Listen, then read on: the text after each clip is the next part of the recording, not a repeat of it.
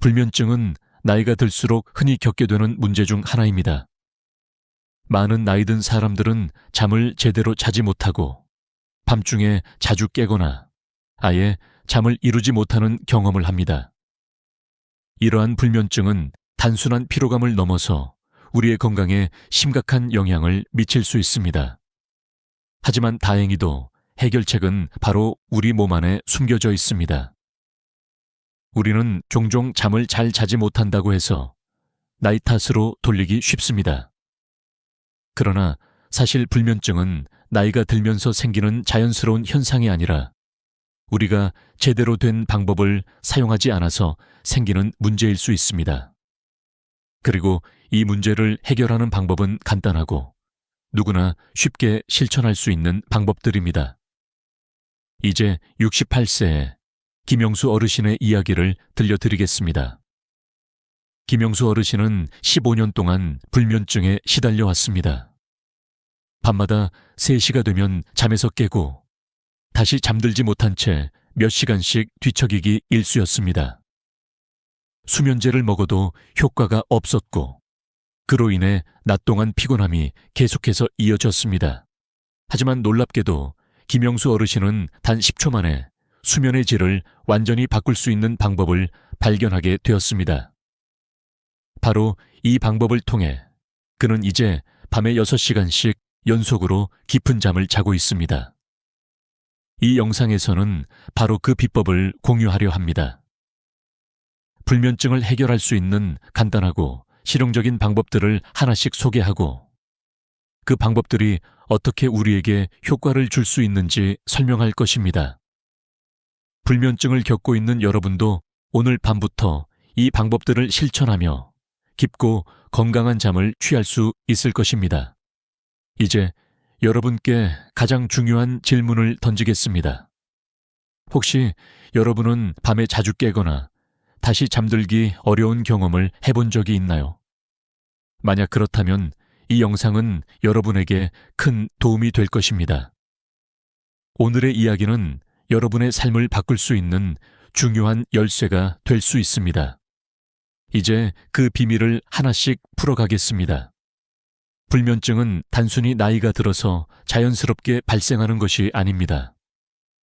이 문제의 근본적인 원인에는 여러 가지가 있습니다. 그중 가장 중요한 이유는 바로 우리 몸에서 생성되는 수면 호르몬인 멜라토닌의 감소입니다. 멜라토닌은 우리가 자연스럽게 졸음과 피로를 느끼게 하는 호르몬으로 이 호르몬의 분비가 줄어들면서 잠을 이루는데 어려움을 겪게 됩니다. 젊었을 때는 저녁이 되면 자연스럽게 졸음이 밀려왔지만 나이가 들수록 멜라토닌의 분비가 줄어들어 밤늦게까지 맑은 정신을 유지하게 됩니다. 그 결과 깊은 잠을 자지 못하고 피곤함이 계속해서 쌓이게 되죠. 뿐만 아니라 하루 동안의 활동량이 줄어들면서 신체의 에너지가 부족해지고 이로 인해 수면의 질도 낮아지게 됩니다. 또한 나이가 들면서 근육량이 감소하는 것도 큰 원인 중 하나입니다. 근육은 단순히 우리의 신체를 움직이게 하는 기능뿐만 아니라 수면에도 중요한 영향을 미칩니다. 근육이 약해지면 잠의 질이 얕아지며 반대로 근육을 강화하면 더 깊은 잠을 취할 수 있습니다. 이는 많은 연구에서도 확인된 사실입니다. 전통 한의학에서는 수면과 관련하여 몸의 열과 기운의 불균형을 강조합니다. 한의학에 따르면 몸에 열이 많거나 기운이 부족하면 잠을 이루지 못한다고 합니다. 그런데 이와 관련된 흥미로운 사실은 우리가 수면의 질을 개선할 수 있는 숨겨진 방법이 바로 이 기운을 다스리는 데 있다는 것입니다. 근육과 수면은 밀접하게 연관되어 있으며 이를 통해 우리는 건강한 수면을 취할 수 있습니다. 이제 이 연결고리를 이해한 후 어떻게 실생활에서 이를 적용할 수 있을지에 대해 구체적으로 알아보겠습니다. 예를 들어 72세의 박순자 할머니는 매일 새벽 2시, 4시에 자주 깨며 화장실을 가고 나면 다시 잠들지 못하는 경험을 했습니다. 수면제를 복용해도 효과가 없었고 8년 동안 이런 문제를 겪었습니다. 하지만 박 할머니는 제가 알려준 간단한 운동을 통해 수면에 큰 변화를 겪었습니다. 이 운동은 의자에 앉았다 일어나는 것과 까치발 들기 운동이었습니다. 매일 30번씩 반복하였고 점차적으로 그 횟수를 늘려갔습니다. 2주 후 그녀는 잠들기 시작했고 결국 밤에 깨는 일이 전혀 없어졌습니다. 이것은 단순히 운동만으로 이루어진 변화가 아니라 몸의 근력을 키우고 기운을 조절함으로써 잠의 질을 개선한 결과입니다. 박순자 할머니의 이야기는 수면의 질을 향상시킬 수 있는 방법이 실제로 존재한다는 강력한 증거입니다. 박순자 할머니는 72세로 그동안 8년 동안 불면증에 시달렸습니다. 매일 새벽 2시나 4시에 일어나 화장실에 갔다가 다시 잠들지 못하는 고통을 겪었죠. 수면제를 먹어도 효과가 없었고 하루 종일 피로감에 시달리며 몸과 마음이 지쳐갔습니다. 할머니는 한의학적인 방법이나 운동을 시도해보지 않았고 그저 수면제만 의존하는 방법을 선택했었습니다. 하지만 제가 알려준 간단한 운동을 시작한 후 박순자 할머니는 점차적으로 변화를 느끼기 시작했습니다. 그 운동은 의자에 앉았다 일어나는 동작과 까치발을 들고 있는 운동으로 하루에 각각 30번씩 반복하는 것이었습니다. 처음에는 무릎이 아파서 운동을 10번도 못했지만 점차 몸에 익숙해지면서 2주 후에는 30번을 거뜬히 해낼 수 있었습니다. 이 운동을 시작한 후 박 할머니는 수면에 큰 변화를 경험했습니다. 잠이 드는 시간이 조금 줄어들었지만 여전히 밤중에 한두 번 깨어나는 일이 있었죠. 그러나 더 중요한 변화가 있었습니다. 그녀는 수면의 첫 단계에서 큰 변화를 경험했고 계속해서 그 효과를 유지할 수 있었습니다.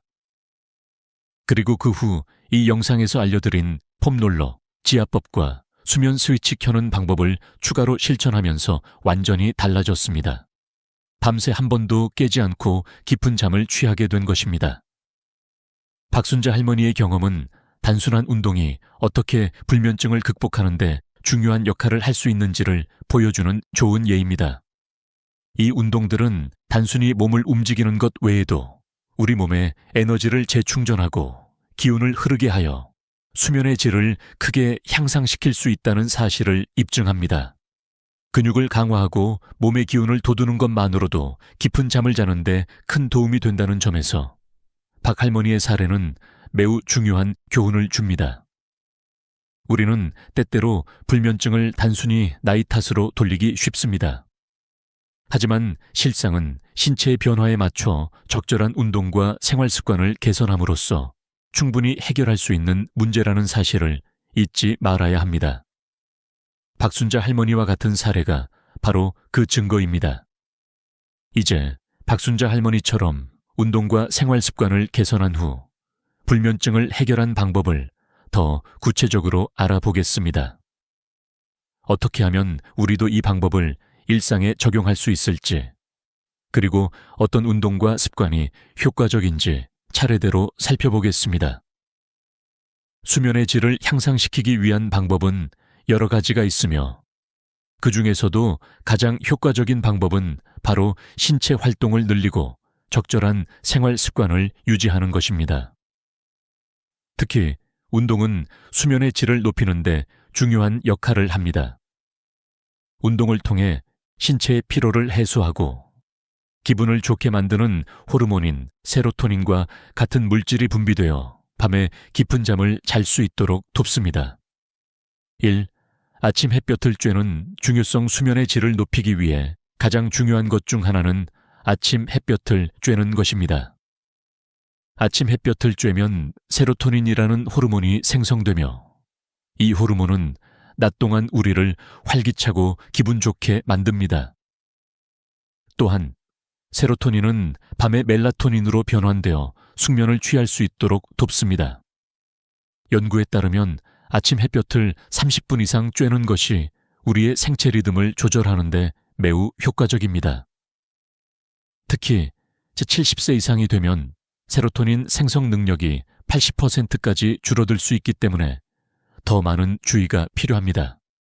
아침에 일어나서 햇볕을 받으며 30분 정도 걸으면 우리 몸은 자연스럽게 하루를 준비하게 됩니다. 물론 덥고 힘든 여름에도 마트나 대형 쇼핑몰에서 에어컨을 켜고 실내에서 걷는 방법도 좋습니다. 이렇게 실내에서라도 아침 햇볕을 쬐면서 가벼운 운동을 할 수 있습니다. 2. 운동의 중요성 수면의 질을 높이는 또 다른 중요한 방법은 운동입니다. 특히 가벼운 근력 운동은 매우 유효합니다. 매일 가벼운 운동을 하는 사람들은 그렇지 않은 사람들보다 수면의 질이 42% 향상된다는 연구 결과가 있습니다. 운동을 통해 근육을 강화하면 수면을 더욱 깊고 편안하게 할 수 있습니다. 할머니처럼 근육 운동을 통해 수면을 개선할 수 있는 방법은 의자에 앉았다 일어나는 운동이나 까치발 들기와 같은 간단한 동작부터 시작할 수 있습니다. 처음에는 어려워도 점차적으로 횟수를 늘려가며 운동을 반복하면 시간이 지나면서 몸이 더 유연해지고 피로가 덜해지면서 수면에 도움이 됩니다. 3. 바나나와 꿀물의 효과적인 활용. 저녁 식사 후에는 바나나 1개 또는 꿀물을 한 잔 마시는 것도 좋습니다. 바나나는 수면에 도움이 되는 트립토판과 마그네슘, 칼륨이 풍부하게 들어있어 몸을 진정시키고 잠을 유도하는 데 유익합니다. 또한 꿀물은 멜라토닌 생성을 돕는 작은 당 공급원으로 수면을 유도하는 데 큰 역할을 합니다. 이를 취침 30분 전에 먹으면 자연스럽게 깊은 잠에 들 수 있습니다. 4. 카페인과 초콜릿의 영향을 피하기. 밤에 수면을 방해하는 가장 큰 원인 중 하나는 바로 카페인입니다. 카페인은 신경을 자극하여 잠을 이루기 어렵게 만듭니다. 그래서 오후 2시 이후로는 커피, 홍차, 초콜릿과 같은 카페인 음식을 피하는 것이 중요합니다. 카페인은 체내에서 분해되는데 최대 8시간이 걸리기 때문에 오후에 마신 커피가 밤의 수면에 영향을 미칩니다. 카페인의 영향을 받지 않는 것이 건강한 수면을 위한 첫걸음입니다. 이렇게 수면을 개선하는 다양한 방법들을 실천하며 여러분은 잠을 더 잘 잘 수 있게 될 것입니다. 운동, 햇볕 쬐기, 바나나와 꿀물 같은 간단한 방법들이 수면에 큰 변화를 가져올 수 있다는 것을 알게 되실 겁니다. 이제 나이 들면서도 깊은 잠을 잘 수 있는 방법을 계속해서 실천해 보세요. 잠을 잘 자기 위해서는 무엇보다도 밤에 잠자리에 들기 전에 습관이 중요합니다. 많은 사람들이 잠자기 전 몇 가지 습관 때문에 숙면을 취하지 못하는 경우가 많습니다. 이번에는 그 중에서도 수면에 방해가 되는 나쁜 습관들을 점검하고 그것들을 어떻게 개선할 수 있는지 알아보겠습니다. 1. 스마트폰 사용. 요즘 많은 사람들이 잠자기 전 스마트폰을 사용하며 시간을 보냅니다. 하지만 스마트폰에서 나오는 파란빛은 우리 뇌를 자극해 멜라토닌 분비를 방해합니다. 멜라토닌은 우리가 잠을 자도록 유도하는 호르몬인데 스마트폰에서 나오는 빛은 뇌에 지금은 낮이다, 깨 있어야 한다라는 신호를 보냅니다. 이로 인해 잠을 이루기 어려워지고 깊은 잠을 자지 못하게 됩니다. 따라서 잠자기 전에는 스마트폰 사용을 피하고 대신 종이책을 읽는 것이 좋습니다. 특히 두꺼운 역사책이나 조금 지루한 책을 읽으면 눈을 피로하게 만들어 자연스럽게 졸음을 유도할 수 있습니다. 전자책보다는 종이책이 더 효과적입니다. 스마트폰에 블루라이트를 차단하는 앱을 사용하는 것도 하나의 방법일 수 있습니다. 2. 카페인 섭취. 카페인은 잠을 방해하는 주요 원인 중 하나입니다. 커피, 차, 초콜릿 등에는 카페인이 포함되어 있어 우리 몸을 자극합니다. 카페인은 신경을 각성시키는 역할을 하여 수면을 방해할 수 있습니다. 특히 저녁 시간 이후로 카페인을 섭취하면 밤에 잠들기 훨씬 어려워지며 깊은 잠을 자는데 방해가 됩니다. 따라서 오후 2시 이후에는 카페인 음료나 초콜릿 등을 피하는 것이 좋습니다. 대신 카페인 없는 차나 허브차, 따뜻한 물을 마시는 것이 훨씬 나은 선택입니다. 밤에는 카페인 음료를 피하고 체내에서 카페인이 분해될 시간을 주는 것이 중요합니다. 3. 과식과 무거운 저녁 식사는 잠자기 전에 너무 과하거나 무겁지 않게 먹는 것이 좋습니다. 과식은 위에 부담을 주어 소화가 잘 되지 않고 그로 인해 잠이 오지 않거나 수면이 얕아질 수 있습니다.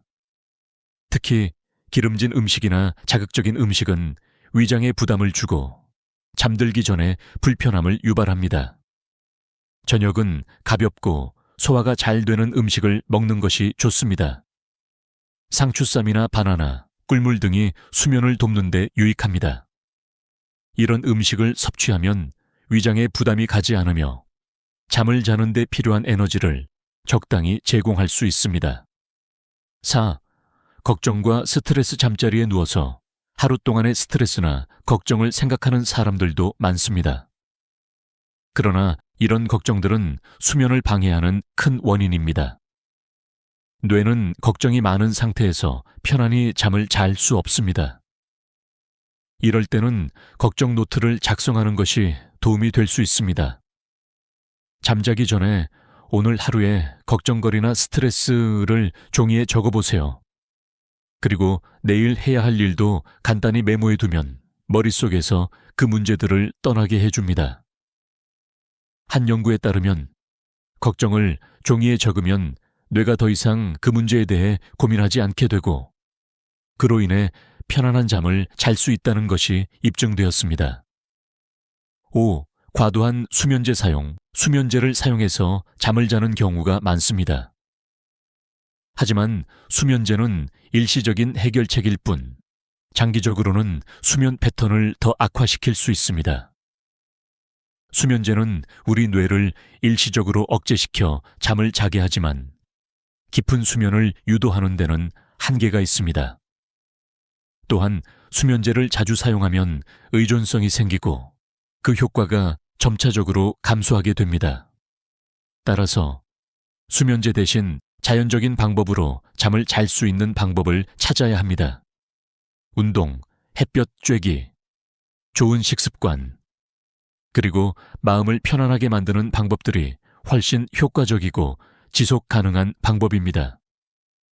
6.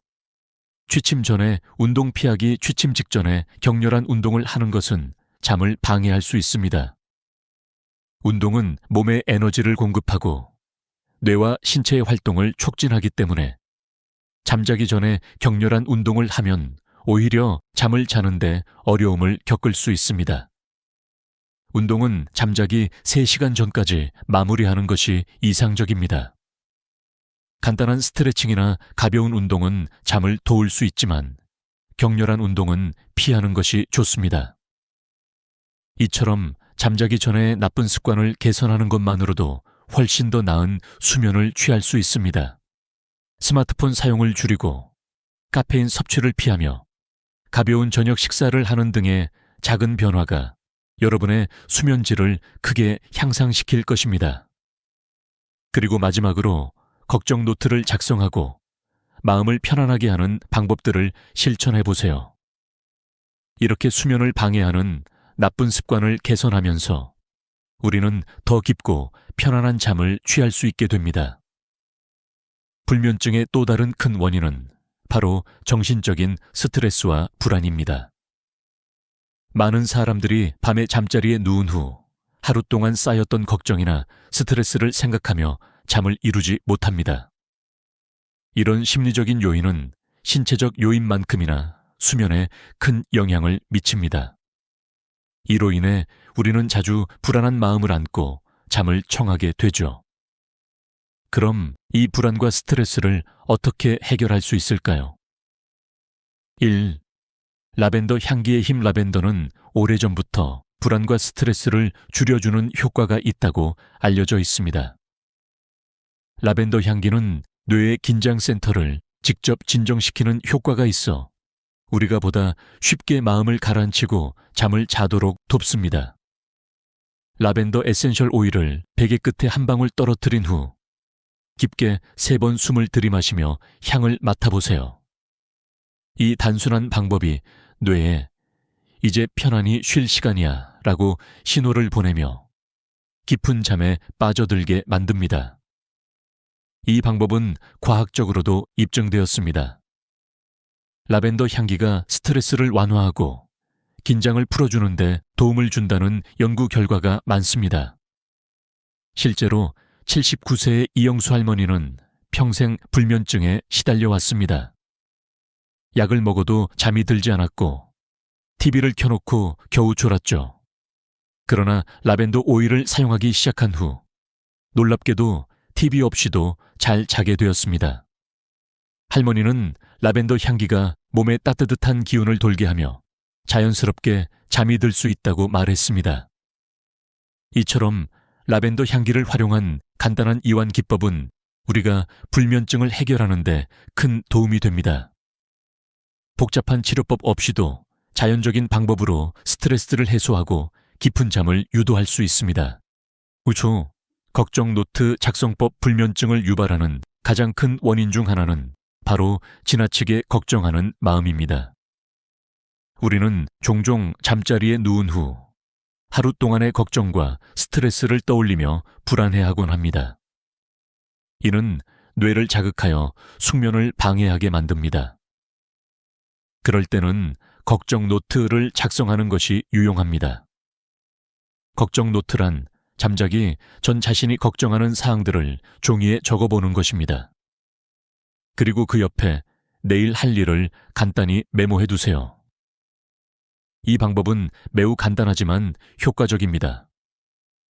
뇌는 우리가 해결하지 않은 문제들에 대해 끊임없이 고민하고 신경을 쓰기 때문에 걱정 노트를 작성하면 뇌가 이 문제는 기록되었으니 이제 더 이상 신경 쓰지 않아도 된다라고 인식하게 됩니다. 이로 인해 걱정이 덜어지고 편안한 마음으로 잠을 잘 수 있습니다. 실제로 30년간 불면증을 겪었던 김명자 씨는 이 방법을 시도한 후 한 달 만에 수면의 질이 개선되었습니다. 그녀는 걱정 노트를 작성한 후 머릿속에 복잡한 생각들이 정리되면서 잠에 빠져들 수 있게 되었다고 합니다. 이 간단한 방법이 그녀의 삶을 얼마나 변화시켰는지 모릅니다. 3. 수면 환경 개선. 이완 기법뿐만 아니라 수면을 돕는 환경을 만드는 것도 매우 중요합니다. 우리가 잠을 자는 공간은 최대한 편안하고 안정감이 있어야 합니다.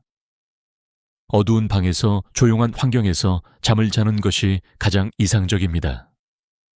밝은 조명이나 시끄러운 소음은 우리의 수면을 방해하기 때문입니다. 또한 침대와 베개, 이불 등 수면에 관련된 물품도 중요합니다. 편안한 침대와 베개는 수면의 질을 향상시킬 수 있습니다. 침대가 너무 딱딱하거나 너무 부드럽지 않은지, 베개가 너무 높거나 낮지 않은지 점검해 보세요. 침실의 온도도 중요합니다. 너무 더운 방이나 너무 추운 방은 수면에 방해가 될 수 있습니다. 적당한 온도를 유지하고 청결한 침구와 함께 편안한 환경을 만들어 보세요. 4. 마음을 비우는 명상은 불안과 스트레스를 줄이는데 매우 효과적인 방법입니다. 매일 몇 분간의 간단한 명상은 뇌를 편안하게 만들고 깊은 수면을 유도하는 데 도움을 줍니다. 명상은 몸과 마음을 이완시키고 불필요한 생각들을 내려놓게 해줍니다. 이를 통해 뇌는 자극을 받지 않고 숙면에 필요한 환경을 마련할 수 있습니다. 간단한 명상 방법은 편안한 자세로 앉아서 호흡에 집중하는 것입니다. 숨을 깊이 들이마시고 천천히 내쉬면서 몸과 마음을 차분하게 만드는 것이 중요합니다. 명상을 하면서 오늘의 스트레스를 떨쳐내고 마음을 가라앉히면 자연스럽게 깊은 잠에 들 수 있습니다. 이처럼 불면증을 해결하는 방법은 다양합니다. 라벤더 향기와 걱정 노트 작성, 수면 환경 개선, 명상 등을 통해 우리는 보다 편안하고 깊은 잠을 취할 수 있습니다. 수면을 방해하는 스트레스와 불안을 줄이는 것이 중요하며 이를 통해 자연스럽게 몸과 마음을 회복할 수 있습니다. 이제까지 우리가 살펴본 것처럼 불면증을 해결하는 데는 여러 가지 방법들이 존재하며 이 방법들을 통해 수면의 질을 향상시킬 수 있습니다. 단순히 약물에 의존하는 것이 아니라 생활 습관을 바꾸고 신체 활동을 증가시키며 마음의 평화를 찾는 것만으로도 깊은 잠을 취할 수 있는 방법들이 있다는 것을 알아보았습니다. 이번에는 그동안 소개한 방법들을 다시 한번 되짚어보며 우리가 어떻게 생활 속에서 이를 실천할 수 있을지, 그리고 이러한 변화를 통해 얻을 수 있는 교훈을 나누어 보겠습니다. 1. 일관된 수면 패턴 만들기, 수면을 개선하기 위한 첫 번째 중요한 방법은 일관된 수면 패턴을 만드는 것입니다.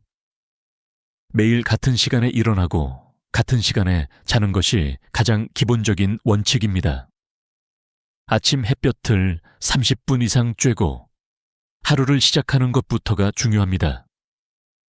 또한 주말에도 똑같은 시간에 일어나는 것이 좋습니다. 일관된 수면 패턴을 유지하면 우리의 생체 리듬이 규칙적으로 맞춰지며 밤에 자연스럽게 졸음이 오게 됩니다. 만약 여러분이 아직 일관된 수면 패턴을 유지하지 못하고 있다면 오늘부터라도 이를 실천해 보세요. 수면 패턴이 일정해지면 깊은 잠을 자는 것이 훨씬 쉬워집니다. 2. 수면 전 걱정과 스트레스 해소. 많은 사람들이 밤에 잠자리에 누운 후 하루 동안의 걱정이나 스트레스가 떠오르며 잠을 이루지 못합니다. 이런 걱정들은 우리가 잠자기 전에 모두 기록해 두는 것이 좋습니다. 바로 걱정 노트를 작성하는 방법이지요. 자기 전 오늘의 걱정거리를 종이에 적고 내일 할 일을 간단히 적어두면 뇌는 더 이상 그 문제에 대해 신경 쓰지 않게 되어 자연스럽게 잠에 들 수 있습니다. 걱정 노트를 쓰는 것이 처음엔 어색할 수 있지만 이 방법은 매우 효과적입니다. 이는 스트레스를 줄이고 불안을 해소하는 데 도움을 주며 깊은 잠을 자는 데 필요한 마음의 준비를 돕습니다. 3. 운동과 근력 강화. 운동은 단순히 몸을 튼튼하게 만드는 것이 아니라 수면의 질을 개선하는 데도 중요한 역할을 합니다. 근육을 강화하면 잠을 자는 데 필요한 에너지가 공급되고 수면의 질이 향상됩니다. 운동은 반드시 격렬한 운동이 아니어도 됩니다. 가벼운 스트레칭이나 걷기 운동도 충분히 효과적입니다. 박순자 할머니처럼 간단한 의자 앉았다 일어나는 운동이나 까치발 들기 운동으로도 수면의 질을 개선할 수 있다는 사실을 기억하세요. 근력 운동은 하루에 10분씩 꾸준히 실천하면 매우 효과적입니다. 4. 편안한 수면 환경 만들기. 잠을 잘 자는 데 있어서 수면 환경은 매우 중요합니다. 어두운 방, 시끄럽지 않은 환경, 적당한 온도 등이 모두 잠을 잘 자는데 큰 영향을 미칩니다. 침대와 베개가 너무 딱딱하거나 너무 부드럽지 않도록 조정하고 청결한 침구로 편안한 환경을 만들어 보세요. 또한 너무 더운 방이나 추운 방은 수면을 방해할 수 있기 때문에 적당한 온도를 유지하는 것이 중요합니다. 5. 이완 기법과 라벤더 사용. 이완 기법이나 라벤더 향기의 힘을 빼놓을 수 없습니다. 라벤더는 뇌를 진정시키는데 매우 효과적이며 불면증을 해결하는 데 큰 도움을 줍니다. 또한 간단한 명상이나 호흡법을 통해 뇌와 몸을 편안하게 만들 수 있습니다. 스트레스와 불안을 해소하는 방법으로는 라벤더 향기를 맡거나 깊은 호흡을 하는 것이 매우 유효합니다. 6. 잠을 위한 마음가짐. 불면증을 해결하려면 무엇보다도 잠을 중요하게 생각하는 마음가짐이 필요합니다. 나이가 들수록 잠을 충분히 자야 한다는 점을 인식하고 자신을 위한 시간을 마련하는 것이 중요합니다. 잠을 자는 것은 단순히 몸을 쉬게 하는 시간이 아니라 건강을 회복하는 시간이라는 것을 명심하세요. 7. 실천과 인내, 이 모든 방법들은 하루아침에 결과가 나타나는 것이 아닙니다. 꾸준히 실천하고 인내하며 자신에게 맞는 방법을 찾는 것이 중요합니다. 15년 동안 불면증에 시달렸던 김영수 어르신처럼 작은 변화들을 실천하면서 차근차근 건강한 수면을 회복할 수 있습니다. 첫날부터 변화가 일어나지 않더라도 꾸준히 실천하면 반드시 좋은 결과가 나타날 것입니다. 마지막 교훈: 불면증은 나이가 들면서 자연스럽게 생긴다고 생각할 수 있지만 실상은 우리가 생활 습관을 개선하고 신체와 마음을 건강하게 관리함으로써 충분히 해결할 수 있는 문제입니다. 운동, 햇볕 쬐기, 좋은 식습관, 이완기법 등은 모두 수면의 질을 향상시키는 중요한 방법들입니다. 오늘부터 여러분도 이 방법들을 실천해 보세요.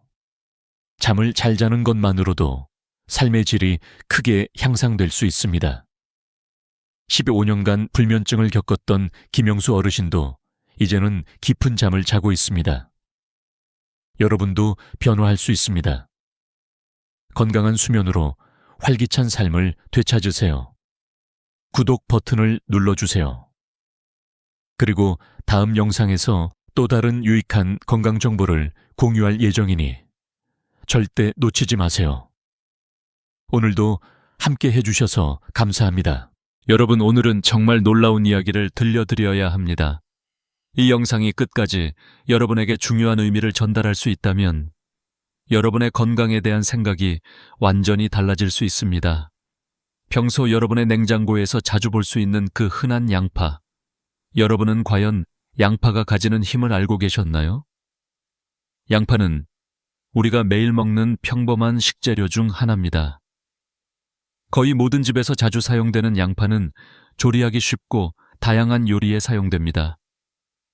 그러나 사실 양파는 단순한 채소가 아니라 의학적으로 놀라운 효과를 가진 자연의 약이 될 수 있는 식품입니다.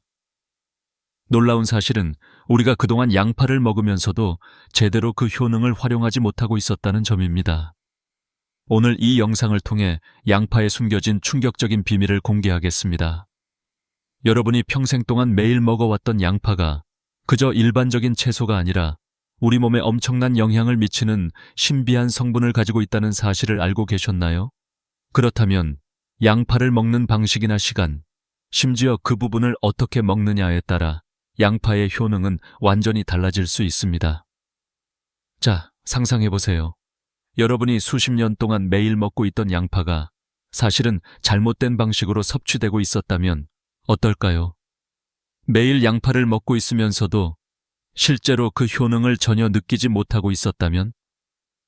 더 충격적인 사실은 우리가 보통 버리는 양파의 껍질, 그 부분이 사실은 암세포를 공격하고 심혈관 질환을 예방하는 데 중요한 성분이 가득 포함되어 있다는 것입니다.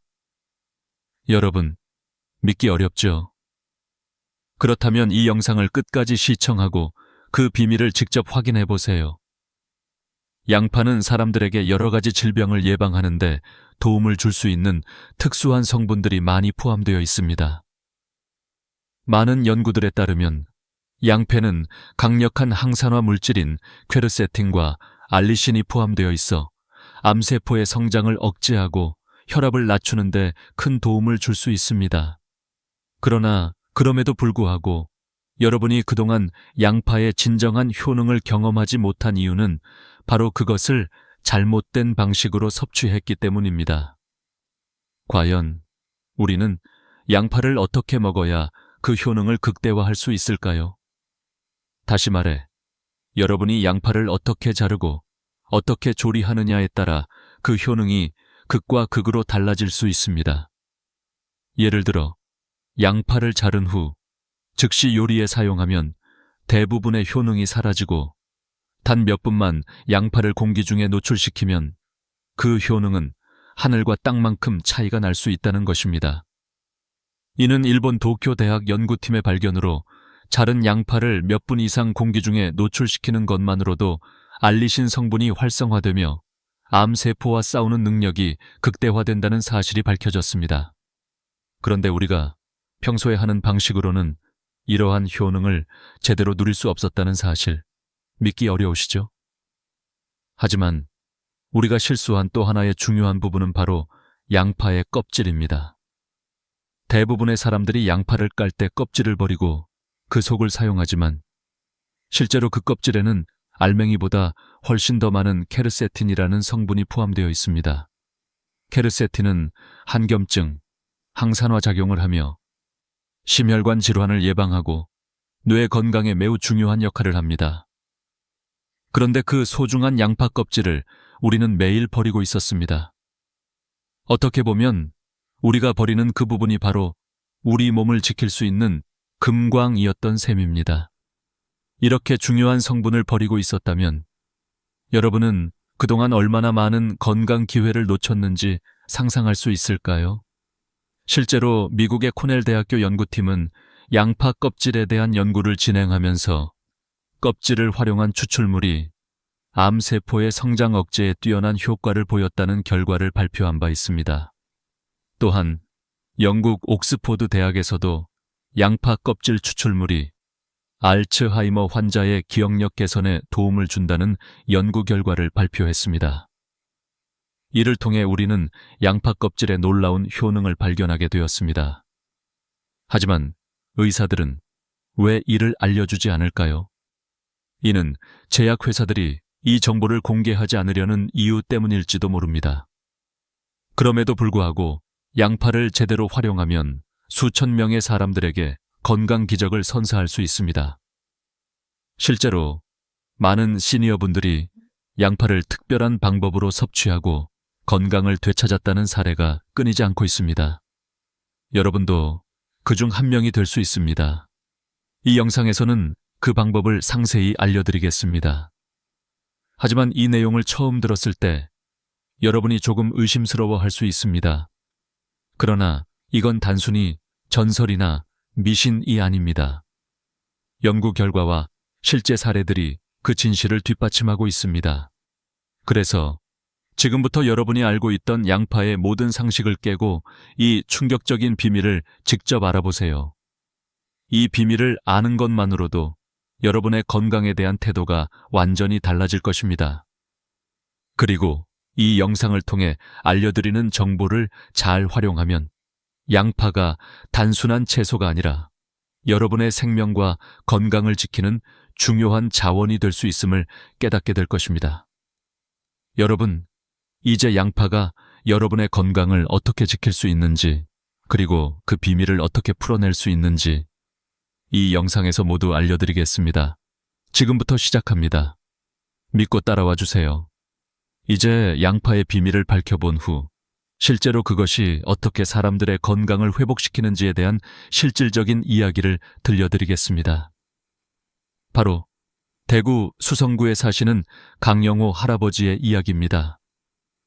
강 할아버지는 43년 동안 고혈압으로 고생하시며 매일 약을 복용해야만 했습니다.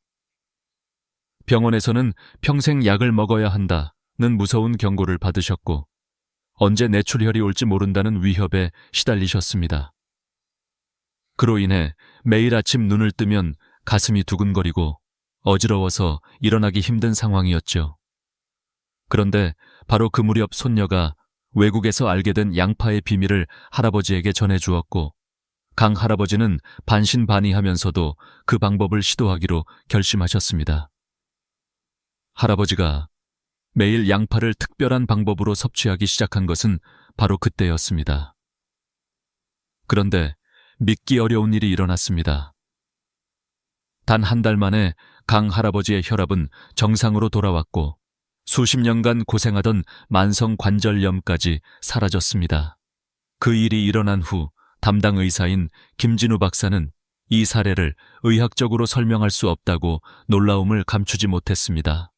그는 43년 동안 고혈압 약을 복용한 환자가 한 달 만에 혈압이 정상화된 것은 의학 문헌에서도 찾아볼 수 없는 사례라고 말했습니다. 이렇게 놀라운 변화가 일어난 이유는 무엇일까요? 바로 양파가 강 할아버지의 건강을 되살리는데 중요한 역할을 했기 때문입니다. 하지만 양파를 어떻게 먹어야 그런 기적적인 효과를 얻을 수 있을까요? 강 할아버지는 양파를 특별한 방식으로 섭취했기 때문에 이러한 기적적인 변화가 일어난 것입니다. 양파를 자르고 일정 시간 공기 중에 노출시킨 후 그 양파를 섭취하는 방법이었습니다. 이것은 양파의 효능을 극대화하는 비밀 중 하나입니다. 강 할아버지의 사례처럼 단지 양파를 잘라서 공기 중에 잠시 노출시키고 그 후 섭취하면 양파에 포함된 알리신과 퀘르세틴 성분이 활성화되며 우리 몸에서 항산화 작용과 한겸증 작용이 강화됩니다. 이로 인해 혈압이 낮아지고 관절염 증상도 개선되며 암세포에 대한 저항력이 생길 수 있다는 연구 결과들이 쏟아져 나오고 있습니다. 강 할아버지처럼 많은 사람들이 양파의 특별한 효과를 경험하고 있지만 그 방법을 알지 못해 제대로 효과를 보지 못하고 있는 경우가 많습니다. 그렇다면 강 할아버지처럼 양파를 먹고 건강을 회복하고 싶다면 어떤 방법으로 양파를 섭취해야 할까요? 첫 번째로, 양파를 자른 후 최소한 10분 이상 공기 중에 노출시켜야 합니다. 이 시간 동안 양파에 포함된 알리신 성분이 활성화되어 암세포와 싸우는 능력이 증가하고 혈관 건강을 지키는 데 도움을 줍니다.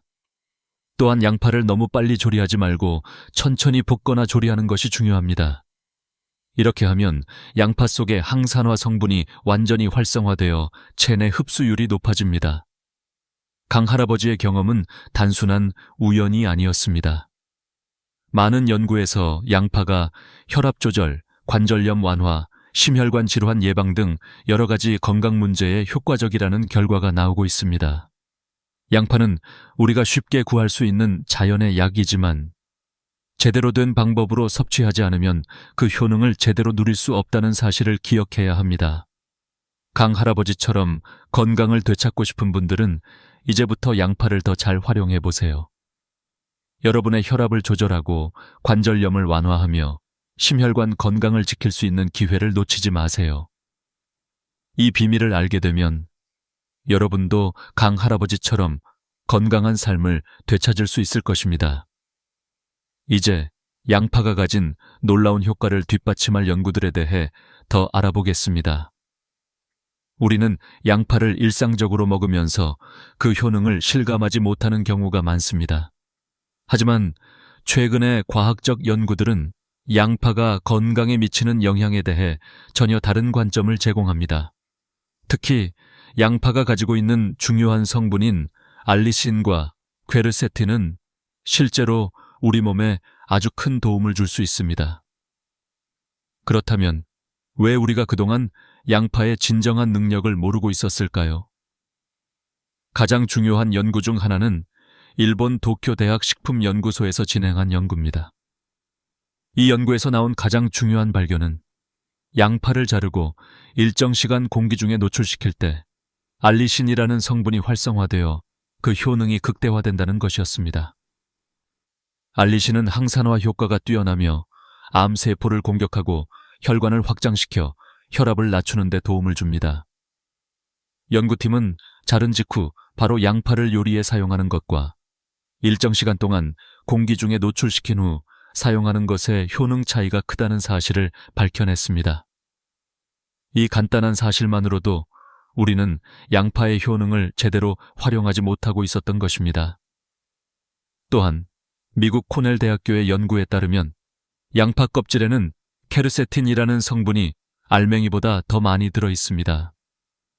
케르세틴은 혈관 건강을 지키는 데 중요한 역할을 하며 뇌 건강을 개선하고 암세포의 성장을 억제하는 데 큰 도움이 됩니다. 그런데 우리가 평소에 양파 껍질을 버리고 있다는 사실을 아시나요? 많은 사람들이 양파를 자르고 껍질을 버리지만 그 껍질에 들어있는 성분은 알맹이보다 훨씬 더 강력한 효능을 가지고 있다는 사실을 알지 못하고 있습니다. 이로 인해 우리는 그동안 양파의 진정한 가치를 놓치고 있었던 것입니다. 영국 옥스포드 의과대학에서는 양파 껍질 추출물이 알츠하이머 환자들의 인지 기능을 향상시킨다는 연구 결과를 발표했습니다. 연구에 따르면 양파 껍질 추출물을 꾸준히 섭취한 환자들의 기억력과 인지 능력이 놀랍게 향상되었고, 일부 환자들은 오래된 기억까지 되찾았다고 보고되었습니다. 이는 의학적으로 매우 충격적인 발견이었으며, 현재 진행 중인 많은 치매 연구에서 양파 껍질이 치매 예방에 큰 도움이 될 수 있다는 가능성을 제시하고 있습니다. 이런 연구 결과들은 양파가 단순히 맛있는 채소가 아니라 건강을 지키는 중요한 역할을 할 수 있다는 것을 보여줍니다. 하지만 많은 사람들이 양파를 제대로 활용하지 못하고 있습니다. 양파를 자를 때 일정 시간 공기 중에 노출시키고 양파 껍질을 버리지 않고 활용한다면 우리는 양파의 진정한 효능을 경험할 수 있을 것입니다.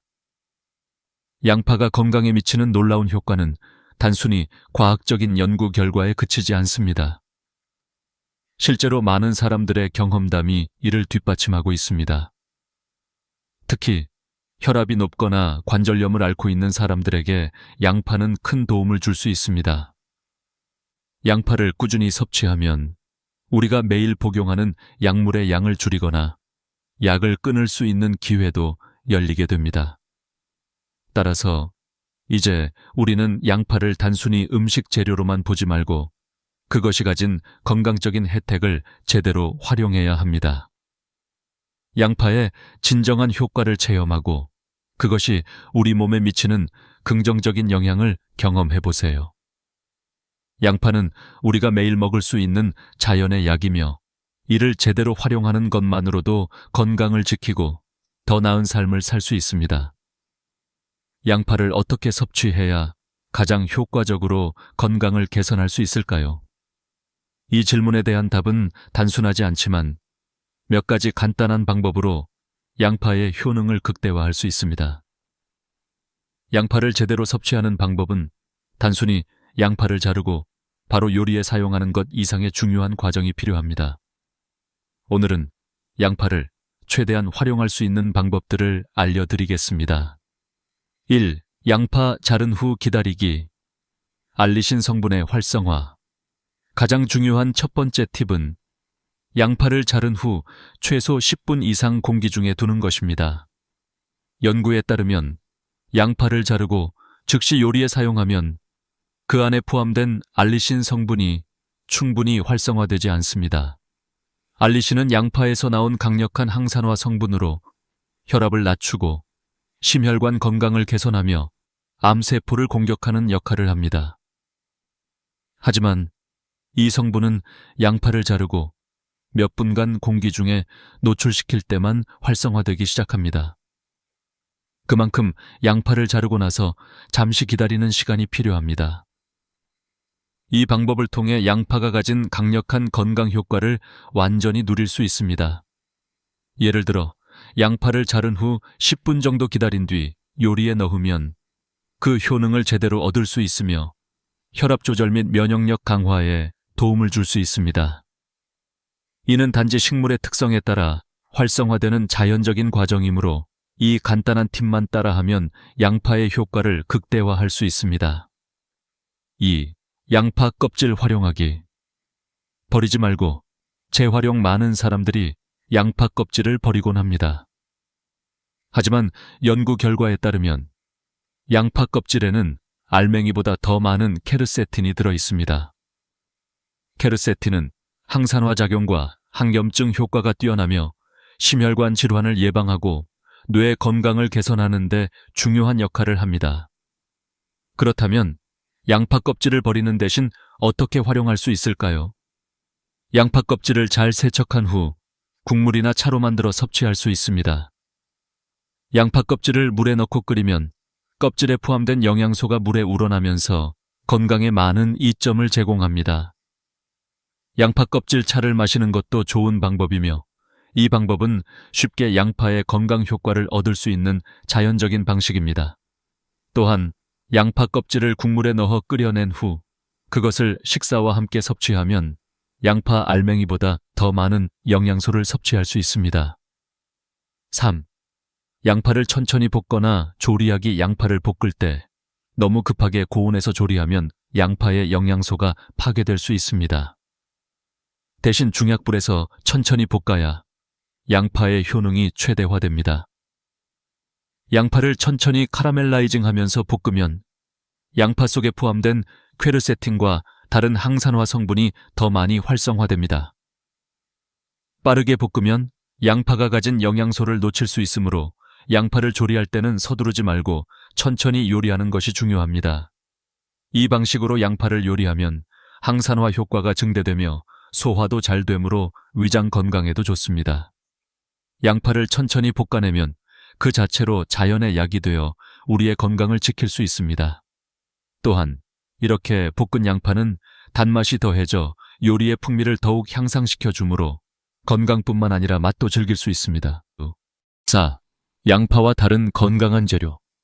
결합하기. 양파는 다른 건강한 재료와 결합할 때 그 효능을 더욱 강하게 만들 수 있습니다. 예를 들어 양파와 들기름의 조합은 체내 흡수율을 높이고 염증 제거 효과를 극대화하는 데 도움을 줍니다. 서울대학교 의과대학 박성철 교수팀의 연구에 따르면 양파의 퀘르세틴과 들기름의 오메가3인 지방산이 만나면 체내 염증이 효과적으로 제거되고 심혈관 기능이 개선된다고 밝혔습니다. 이렇게 양파와 들기름을 함께 섭취하면 체내의 항염증 작용이 극대화되며 심장 건강을 지킬 수 있습니다. 이 방법은 심혈관 질환이 있는 사람들에게 특히 유용하며 예방적인 차원에서도 큰 도움이 됩니다.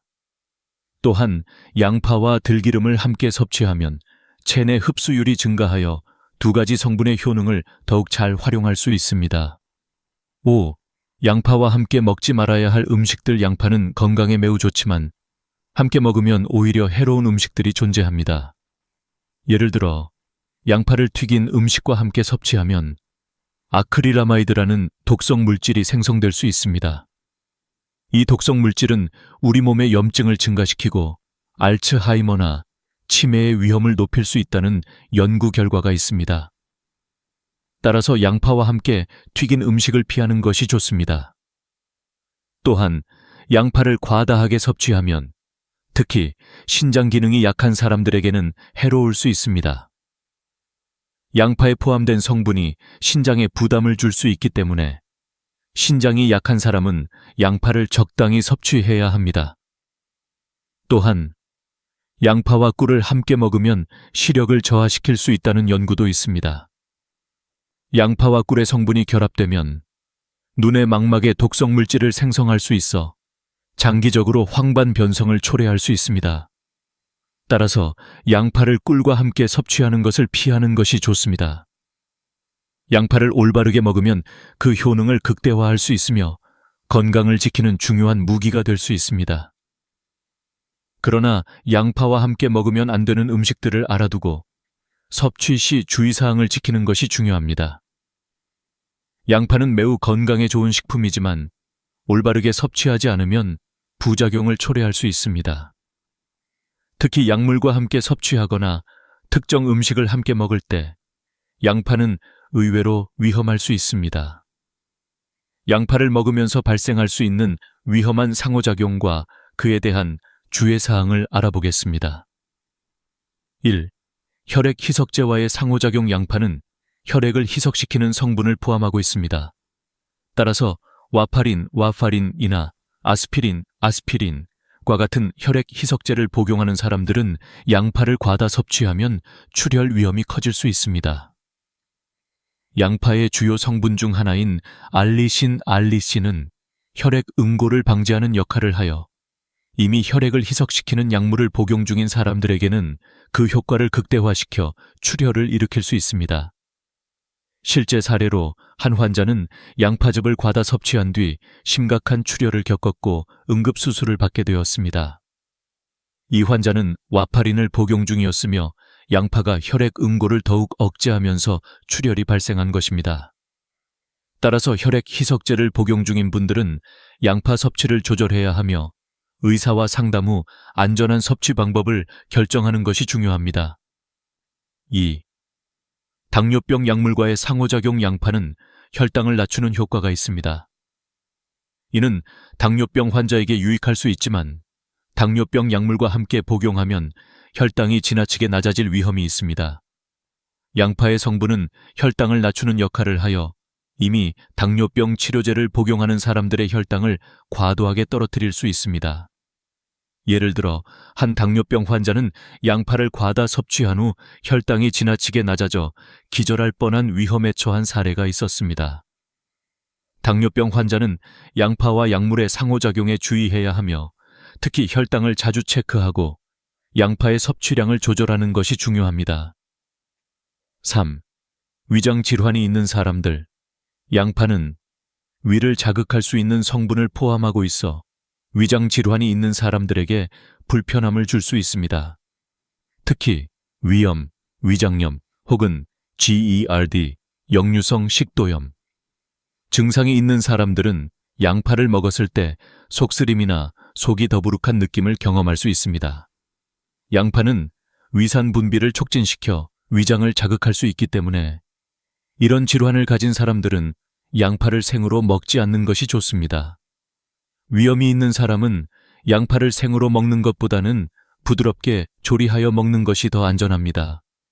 특히 공복에 양파를 먹으면 위장에 더 큰 자극을 줄 수 있으므로 반드시 식사와 함께 양파를 섭취하는 것이 바람직합니다.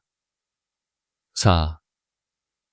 양파를 잘못 보관했을 때의 위험. 양파를 잘못 보관하면 세균이 번식할 수 있어 식중독을 유발할 수 있습니다. 특히 양파를 자르고 난 후 이를 제대로 보관하지 않으면 상온에서 세균이 번식할 수 있는 최적의 환경을 제공하게 됩니다. 자른 양파는 반드시 냉장고에 보관하고 밀폐된 용기에 담아두어야 합니다. 최근 연구에 따르면 자른 양파를 상온에 방치하거나 잘못 보관하면 살모넬라균, 황색포도상구균, 리스테리아균 등 유해균이 번식할 수 있습니다. 이는 식중독을 유발할 수 있기 때문에 자른 양파는 최대한 이틀 이내에 사용하고 그 후에는 반드시 버리는 것이 안전합니다. 또한 양파를 보관할 때는 신선하게 보관하고 가능한 한 오래 두지 않도록 해야 합니다. 5. 양파를 과다 섭취할 때의 부작용. 양파는 과다 섭취할 경우 부작용을 일으킬 수 있습니다. 양파에 포함된 일부 성분은 위장에 자극을 주고 과도하게 섭취하면 가스나 복부 팽만감을 유발할 수 있습니다. 또한 양파를 너무 많이 먹으면 입에서 불쾌한 냄새가 나기도 합니다. 이는 양파 속에 들어있는 유황 화합물이 원인입니다. 양파를 적당히 섭취하는 것은 건강에 매우 좋지만 과다 섭취는 위장과 소화에 부담을 줄 수 있습니다.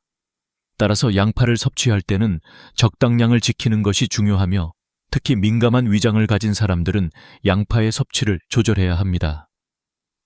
과도한 양파 섭취로 인해 불편함을 느끼면 섭취량을 줄여야 하며 불편함이 지속된다면 의사와 상담하는 것이 좋습니다. 양파는 많은 건강 효능을 가지고 있지만 그것을 잘못 섭취하거나 부적절하게 보관하면 오히려 건강에 해로울 수 있습니다. 특히 약물과의 상호작용이나 위장 질환이 있는 경우 양파를 섭취할 때 더욱 신중을 기해야 합니다. 양파의 효과를 최대한 누리기 위해서는 정확한 섭취 방법과 적절한 보관이 필요합니다.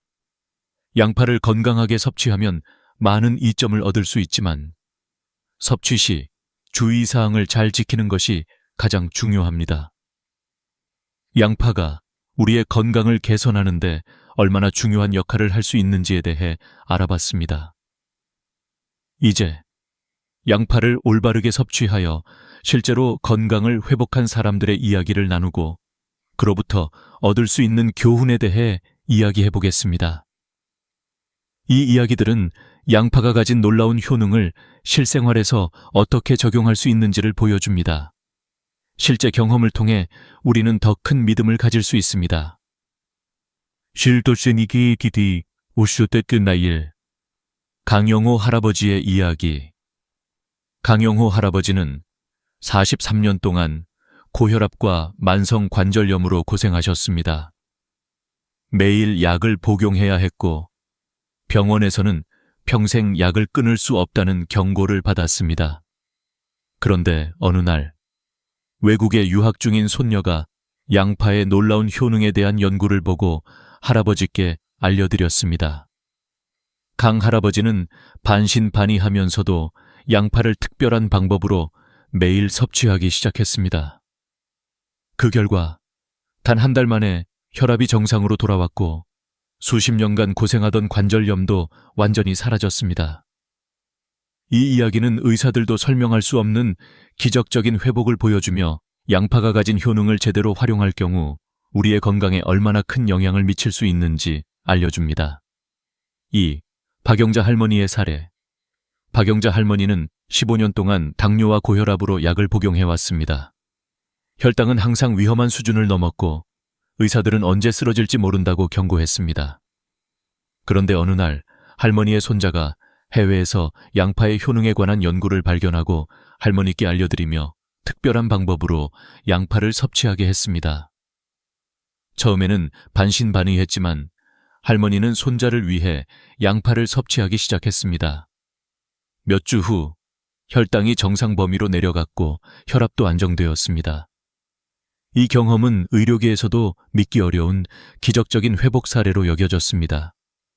박 할머니의 경우처럼 양파가 당뇨와 고혈압에 미치는 긍정적인 효과를 실질적으로 경험한 사람들은 많습니다. 3. 양파로 얻을 수 있는 교훈. 이 두 사람의 사례는 단순히 기적적인 회복을 보여주는 것만이 아닙니다. 양파는 자연에서 얻을 수 있는 건강 보물이며 우리의 몸을 치유하는 데 큰 역할을 할 수 있음을 알려줍니다. 하지만 중요한 점은 양파를 올바른 방법으로 섭취하는 것입니다. 자르고 일정 시간 공기 중에 두는 방법, 양파 껍질을 버리지 않고 활용하는 방법 등 이러한 작은 습관의 차이가 우리의 건강을 변화시킬 수 있다는 점입니다. 양파의 효능을 제대로 누리기 위해서는 그 섭취 방법을 제대로 익히고 실천하는 것이 중요합니다. 양파는 단지 맛있는 음식 재료에 불과한 것이 아니라 우리가 건강을 지킬 수 있는 강력한 도구가 될 수 있습니다. 강 할아버지와 박 할머니의 이야기에서 볼 수 있듯이 양파는 그 자체로 약이 될 수 있으며 우리의 삶에 큰 변화를 가져올 수 있습니다. 4. 실천과 변화를 통한 건강 회복. 양파를 섭취하는 것은 단순히 한 가지 음식의 변화에 그치지 않습니다. 건강을 회복하고 더 나은 삶을 살기 위한 첫걸음이 될 수 있습니다. 양파를 섭취하는 것뿐만 아니라 건강한 식습관을 유지하고 규칙적인 운동과 적절한 수면을 취하는 것이 중요합니다. 양파는 이 모든 것들을 보완할 수 있는 중요한 역할을 합니다. 양파의 효능을 실생활에 적용하는 것은 매우 간단합니다. 양파를 매일 먹는 것만으로도 많은 사람들이 혈압을 조절하고 당뇨를 관리하며 심혈관 건강을 개선할 수 있었습니다. 이처럼 자연에서 제공하는 식품을 적극적으로 활용하는 것만으로도 우리는 많은 질병을 예방하고 건강을 유지할 수 있습니다. 5. 결론. 양파와 함께 건강한 삶을 시작하세요. 양파의 놀라운 효능을 이제 여러분도 이해하게 되었을 것입니다. 강 할아버지와 박 할머니의 이야기는 양파가 우리의 삶에 긍정적인 영향을 미칠 수 있음을 보여줍니다. 여러분도 양파를 올바르게 섭취하여 건강을 개선할 수 있습니다. 하지만 양파를 먹는 것만으로는 충분하지 않습니다. 건강한 식습관과 생활 습관을 함께 유지해야 합니다. 지금부터 양파를 매일 식단에 포함시키고 양파의 효능을 최대한 활용하는 방법을 실천해 보세요. 양파는 우리가 쉽게 구할 수 있는 자연의 약이며 여러분의 건강을 지키는 중요한 파트너가 될 것입니다. 여러분의 건강은 여러분의 손에 달려 있습니다. 양파와 함께 건강한 삶을 시작해 보세요. 양파를 올바르게 섭취하고 여러분의 건강을 회복하며 더 나은 삶을 살 수 있도록 이 영상을 통해 배운 내용을 실천해 보세요. 양파가 여러분의 삶에 긍정적인 변화를 가져다 줄 것입니다. 이제 여러분도 양파의 효능을 제대로 이해하게 되었기를 바랍니다. 양파를 식단에 추가하고 그것이 여러분의 건강에 어떤 영향을 미치는지 확인해 보세요. 건강한 삶을 위해 양파와 함께 시작해 보세요. 다리쥐는 거의 모든 사람들이 한 번쯤은 겪어본 불편한 경험입니다. 한밤중에 갑자기 찢어질 듯한 고통이 다리에서 시작되어 몸 전체를 휘감을 때 여러분은 깨어나서 고통에 몸을 뒤척이거나 심지어 누군가에게 도움을 요청해야 했을지도 모릅니다. 이 순간을 겪은 적이 있는 사람이라면 그 고통이 얼마나 극심한지 잘 알 것입니다. 특히 나이가 들면서 이런 경험이 잦아지면 더욱 당황스럽고 그 고통이 단순한 근육의 문제일지 아니면 더 심각한 문제가 있을지 걱정되는 경우도 많습니다. 저는 43년간 의사로 일하면서 많은 환자들이 밤마다 다리쥐 때문에 고생하는 모습을 봐왔습니다. 그 중에서도 특히 70대 후반 이상의 연령층에서 다리쥐는 자주 발생하는 문제입니다. 제 아내도 73세가 되면서 밤중에 다리쥐가 나는 일이 빈번해졌고 그로 인해 여러 번 저를 깨웠습니다. 물론 처음엔 저도 그것이 그저 나이가 들어서 그런 일일 거라고 생각했습니다. 하지만 이 문제를 진지하게 들여다보면서 깨달은 것이 있습니다. 다리쥐는 단순히 근육 피로 때문만이 아니라 몸에서 보내는 중요한 경고일 수 있다는 점입니다. 사실 다리쥐가 자주 발생하는 원인에는 여러 가지가 있습니다. 첫째로, 나이가 들면서 혈액순환이 원활하지 않게 됩니다. 특히 장시간 앉아 있거나 서서 일하는 경우 혈액이 다리로 잘 흐르지 않아 근육이 수축하거나 긴장하게 되어 다리쥐가 발생합니다. 둘째로, 체내 수분이나 전해질의 불균형이 원인일 수 있습니다. 우리는 자주 물을 마시고 있지만 나이가 들면 몸이 충분히 수분을 유지하지 못하거나 전해질이 부족해져서 다리쥐가 자주 발생하게 됩니다. 이런 것들은 모두 우리가 일상에서 쉽게 놓칠 수 있는 문제들이지만 반복적으로 발생하는 다리쥐는 단순히 피로 때문만이 아니라 신체의 다양한 신호일 수 있다는 것입니다. 예를 들어 제 90세 어머니는 처음에 다리쥐에 대해 아무런 심각성을 느끼지 못하셨습니다. 그냥 나이 들어서 그런 거지 라고 생각하셨죠. 하지만 한번 다리쥐로 깨어났을 때 이 문제를 해결할 수 있는 방법을 알려드린 후 그 효과를 직접 경험하셨습니다. 그 후로는 이 방법을 사용하며 밤에 편안하게 잠을 잘 수 있었고 다리쥐로 인한 불편함을 크게 줄일 수 있었습니다. 그래서 저는 오늘 이 영상을 통해 다리쥐를 해결하는 방법을 여러분께 공유하고자 합니다. 그렇다면 다리쥐가 단순한 근육 문제일까요? 아니면 우리 몸이 보내는 중요한 신호일까요? 다리쥐가 자주 발생한다면 그 자체로 신체가 보내는 경고일 수 있습니다. 단순한 피로로 생각하고 넘기기 전에 이 문제를 진지하게 살펴볼 필요가 있습니다. 다리쥐가 반복적으로 발생하는 것이 고혈압, 당뇨, 혈전증 등과 같은 심각한 질병을 암시할 수 있기 때문입니다.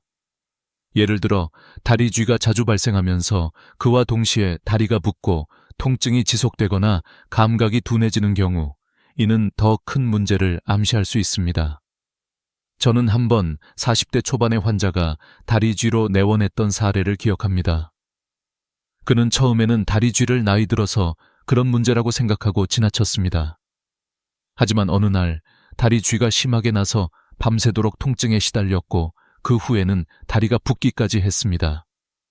결국 그는 응급실로 가게 되었고 검사 결과 다리에 혈전이 생기고 있음을 알게 되었습니다. 만약 그가 다리쥐를 가벼운 문제로 넘겼다면 그의 생명은 큰 위험에 처했을 것입니다. 따라서 다리쥐를 자주 경험한다면 그것이 단순한 근육의 피로 때문만이 아니라 전신 건강에 영향을 미치는 경고 신호일 수 있다는 점을 반드시 기억해야 합니다. 다리쥐와 함께 다른 증상들이 동반되면 반드시 병원을 찾아가서 진료를 받는 것이 중요합니다. 또한 고혈압, 당뇨, 심혈관 질환이 있는 분들은 특히 더 신경 써야 합니다. 이런 질환이 있는 분들에게 다리쥐는 단순한 불편함을 넘어서 심각한 건강 문제의 징후일 수 있습니다. 다리 쥐를 예방하고 해결하는 방법은 여러 가지가 있습니다. 그 중에서도 가장 중요한 것은 체내 수분을 충분히 공급하는 것과 혈액순환을 촉진하는 것입니다.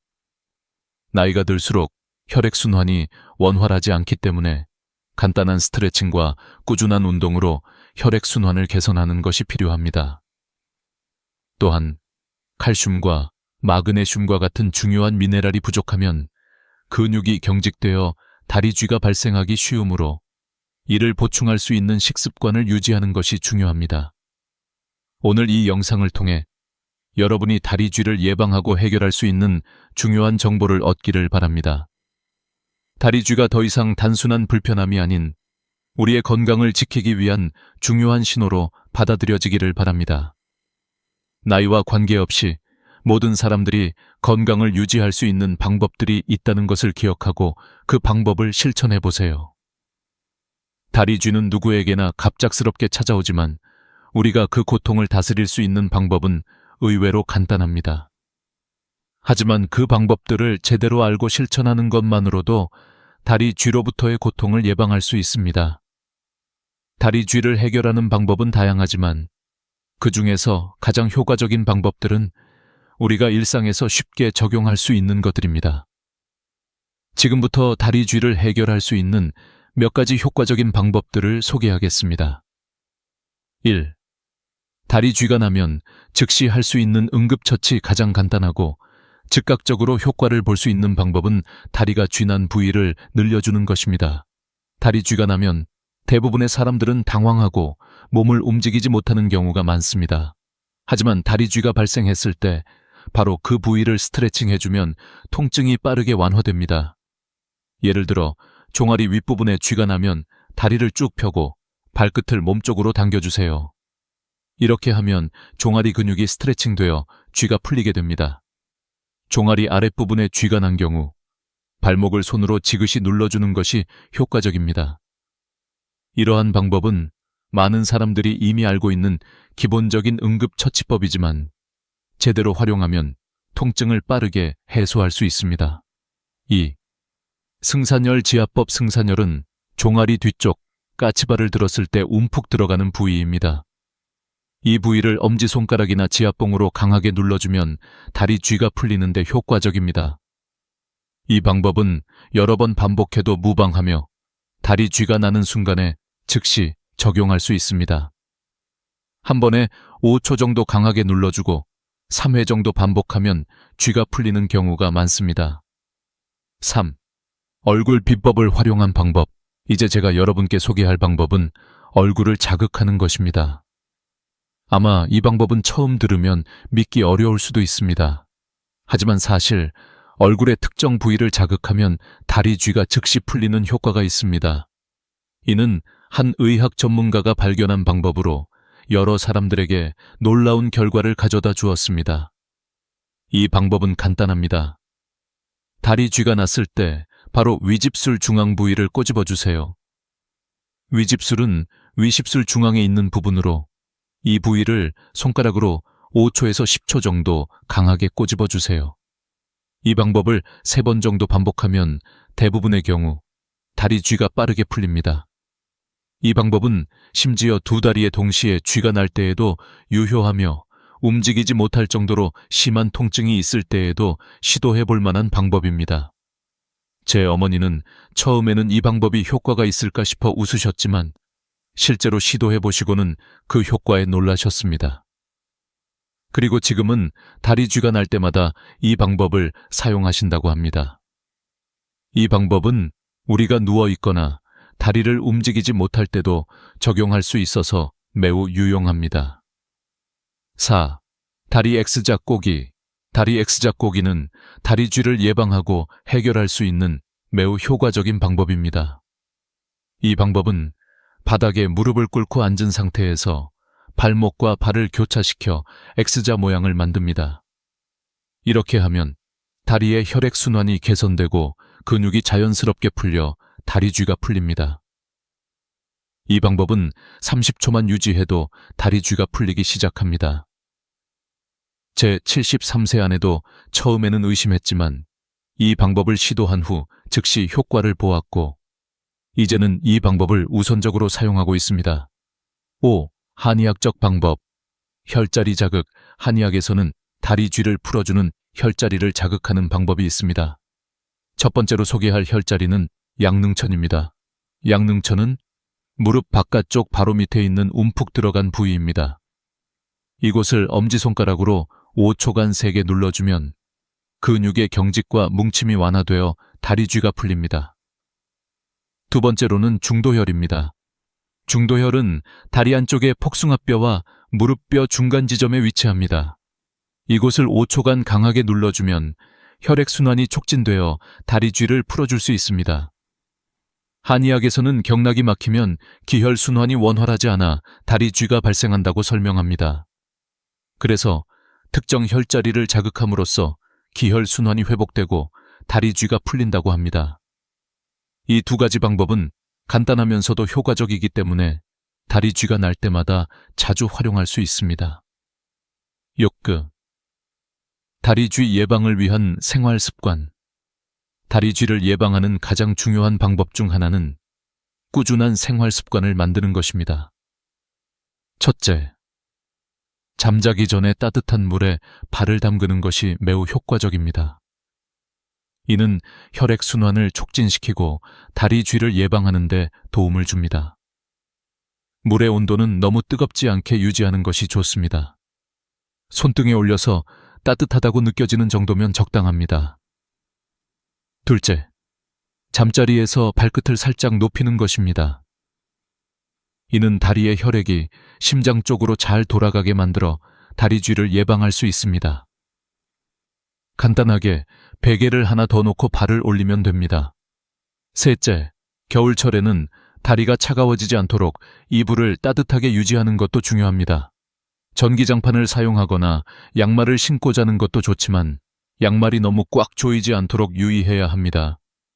이러한 습관들을 일상에서 꾸준히 실천하면 다리 쥐를 예방하는 데 큰 도움이 될 것입니다. 다리 쥐를 예방하는 데 있어서 가장 중요한 것은 꾸준한 습관을 유지하는 것입니다. 다리 쥐는 주로 밤에 발생하기 때문에 평소의 생활 습관과 취침 전 준비가 매우 중요합니다. 이를 통해 다리 쥐가 발생하는 빈도를 크게 줄일 수 있습니다. 여기에서는 다리 쥐를 예방하기 위해 일상에서 실천할 수 있는 몇 가지 습관을 소개하려고 합니다. 이 습관들은 건강을 개선하고 다리 쥐뿐만 아니라 여러 신체적인 불편을 해결하는 데에도 도움을 줄 것입니다. 1. 적절한 운동과 스트레칭 운동은 다리 쥐 예방에 매우 중요한 역할을 합니다. 하루 종일 앉아서 일하거나 서서 일하는 사람들에게는 특히 다리 쥐가 자주 발생할 수 있습니다. 그 이유는 오랜 시간 같은 자세로 있으면 혈액순환이 원활하지 않기 때문입니다. 따라서 하루 중 적어도 10-15분 정도는 스트레칭을 하여 혈액순환을 촉진하는 것이 좋습니다. 특히 다리와 종아리를 자주 스트레칭 해주는 것이 중요합니다. 다리쥐가 자주 나는 사람들은 종아리 근육을 자주 풀어주고 발목을 돌리는 운동을 통해 혈액순환을 개선할 수 있습니다. 또 자주 걷거나 가벼운 운동을 하는 것도 좋은 방법입니다. 꾸준히 운동을 하면 다리쥐의 발생을 예방할 수 있을 뿐만 아니라 전반적인 건강에도 매우 좋습니다. 2. 체내 수분과 전해질 보충. 체내 수분 부족이나 전해질 불균형은 다리 쥐를 일으킬 수 있는 주요 원인 중 하나입니다. 우리가 마시는 물만큼 중요한 것이 바로 전해질입니다. 전해질은 우리 몸의 신경과 근육이 제대로 기능하기 위해 반드시 필요한 성분입니다. 마그네슘, 칼슘, 나트륨 등의 전해질이 부족하면 근육 경련이나 다리 쥐가 발생할 수 있습니다. 따라서 충분한 수분을 섭취하는 것도 중요하지만 전해질이 포함된 음식을 섭취하는 것도 중요합니다. 특히 칼슘이 풍부한 음식, 우유, 치즈 등, 마그네슘이 풍부한 음식, 녹색잎 채소, 아몬드 등을 꾸준히 섭취하면 다리 쥐를 예방하는 데 도움이 됩니다. 또한 수분을 충분히 섭취하고 전해질을 보충하는 것은 근육을 건강하게 유지하는 데 중요한 역할을 합니다. 3. 올바른 자세 유지. 오랜 시간 앉아 있거나 서 있는 경우 잘못된 자세는 혈액순환에 악영향을 미쳐 다리쥐를 유발할 수 있습니다. 특히 다리를 꼬거나 한쪽 다리에 체중을 실어서 앉는 습관은 혈액 흐름을 방해하고 다리 쥐를 일으킬 수 있습니다. 가능한 한두 다리로 균형 있게 앉고 자주 일어나서 다리를 움직여주는 것이 중요합니다. 또한 다리의 근육에 부담을 덜어주기 위해 앉을 때는 발바닥이 바닥에 닿도록 하여 다리 전체에 균등하게 압력을 분산시켜야 합니다. 장시간 앉아 있을 때는 종종 일어나서 스트레칭을 하고 발목을 돌려주는 등의 활동을 통해 혈액순환을 촉진시켜 주세요. 4. 취침 전 준비 다리쥐는 주로 밤에 발생하므로 취침 전에 몸 상태를 점검하는 것이 매우 중요합니다. 가장 먼저 해야 할 일은 발을 따뜻한 물에 담그는 것입니다. 따뜻한 물에 발을 담그면 말초 혈관이 확장되어 혈액순환이 개선됩니다. 특히 차가운 다리를 가지고 자면 다리쥐가 자주 발생하기 때문에 취침 전 발을 따뜻하게 해주는 것이 좋습니다. 또한 잠자리에 들기 전에는 발끝을 약간 높여놓는 것도 유용합니다. 베개나 작은 쿠션을 이용해 발을 살짝 올려놓으면 다리의 혈액이 심장으로 원활하게 돌아가면서 다리쥐를 예방할 수 있습니다. 이 습관은 매우 간단하지만 다리쥐를 예방하는 데 큰 도움이 됩니다. 5. 균형 잡힌 식습관. 다리쥐를 예방하기 위해서는 균형 잡힌 식사가 매우 중요합니다. 특히 다리쥐를 예방하는 데 중요한 영양소인 칼슘과 마그네슘을 충분히 섭취하는 것이 필요합니다. 칼슘은 뼈와 근육 건강에 중요한 역할을 하며 마그네슘은 근육의 이완을 돕고 전해질 균형을 유지하는 데 필요합니다. 칼슘이 풍부한 식품으로는 우유, 치즈, 요거트 등이 있으며 마그네슘이 풍부한 식품으로는 시금치, 아몬드, 바나나 등이 있습니다. 이러한 음식을 꾸준히 섭취하면 다리쥐를 예방할 수 있을 뿐만 아니라 전반적인 건강 유지에도 도움을 줍니다. 6. 적절한 체중 유지 체중이 과다하면 다리에 가해지는 압력이 증가하게 되어 다리쥐가 더 자주 발생할 수 있습니다. 비만은 혈액순환에 부정적인 영향을 미쳐 다리쥐를 유발할 수 있습니다. 따라서 건강한 체중을 유지하는 것이 중요합니다. 체중을 관리하려면 꾸준한 운동과 균형 잡힌 식습관이 필요합니다. 체중을 적절히 관리하면 다리쥐뿐만 아니라 심혈관 건강, 당뇨병 예방 등 여러 가지 건강 문제를 예방할 수 있습니다. 결론. 지속적인 습관 변화로 건강을 지키자. 오늘 여러분에게 소개한 다리쥐를 예방하는 습관들은 단순히 다리쥐를 해결하는 방법에 그치지 않습니다. 이 방법들은 전반적인 건강을 개선하고 나이가 들면서 발생할 수 있는 다양한 건강 문제들을 예방하는 데 큰 도움이 됩니다. 특히 꾸준한 운동, 균형 잡힌 식습관, 올바른 자세, 적절한 수분과 전해질 보충은 누구나 쉽게 실천할 수 있는 방법들입니다. 이제 다리쥐가 더 이상 불편함이나 고통의 대명사가 아닌 예방할 수 있는 문제로 인식되기를 바랍니다. 이 영상을 통해 다리쥐를 예방하고 해결할 수 있는 여러 가지 방법을 배웠다면 이제 여러분은 건강한 삶을 살아가는데 한 걸음 더 가까워졌습니다. 작은 습관의 변화가 큰 결과를 만들어낼 수 있습니다. 여러분도 오늘부터 실천을 시작해보세요.